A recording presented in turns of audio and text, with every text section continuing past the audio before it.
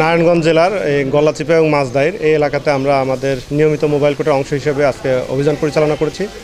আমরা ইতিমধ্যে 3টি ভবনে অভিযান পরিচালনা করেছি এবং এই অভিযান পরিচালনাকালে তাদের নকশা আছে, কিন্তু নকশার ব্যত্যয় করে ভবন নির্মাণের সময় যে দৃশ্যমান স্থানে সাইনবোর্ডটি টাঙিয়ে রাখার কথা সেটি না করা এবং কোনো ক্ষেত্রে বৈদ্যুতিক মিটার বা নির্মাণাধীন মিটার ব্যবহার না করে সরাসরি বৈদ্যুতিক লাইন থেকে সংযোগ নিয়ে ভবন নির্মাণ করা, এই অপরাধগুলোর কারণে আমরা 3টির মধ্যে 2টি ভবনকে 5 এবং 3 টোটাল 8 লক্ষ টাকা জরিমানা প্রদান করেছি এবং অনাদায়ে 1 মাস করে বিনাশ্রম কারাদণ্ড।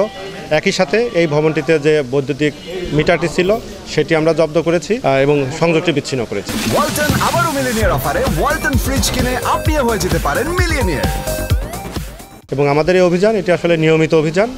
আমরা প্রায় প্রতিদিনই সকাল 10টা থেকে বিকাল 5টা পর্যন্ত আমাদের এই অভিযান পরিচালনা করি এবং আমাদের এটি পুরো ঢাকাবাসীর জন্য আমাদের কমন মেসেজ, এই ঢাকাকে নিরাপদ, বাসযোগ্য এবং পরিকল্পিতভাবে গড়ে তোলার জন্য রাজুক থেকে অনুমোদিত প্ল্যান নিয়ে সেই প্ল্যান অনুযায়ী ভবন নির্মাণ করতে হবে। এর অন্যথায় আমরা আমাদের যে প্রচলিত আইন আছে সেটি আমরা প্রয়োগ করব। এই ভবনের যে ডেভিয়েশন অংশ আছে আমরা আংশিক অপসারণ করেছি এবং বাকি যে অংশ আছে তারা নিজ দায়িত্বে অপসারণ করবেন বলে আমাদেরকে একটি অঙ্গীকারনামা প্রদান করেছেন।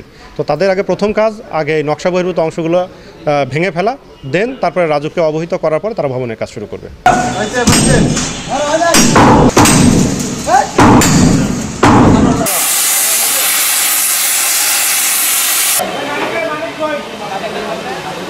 না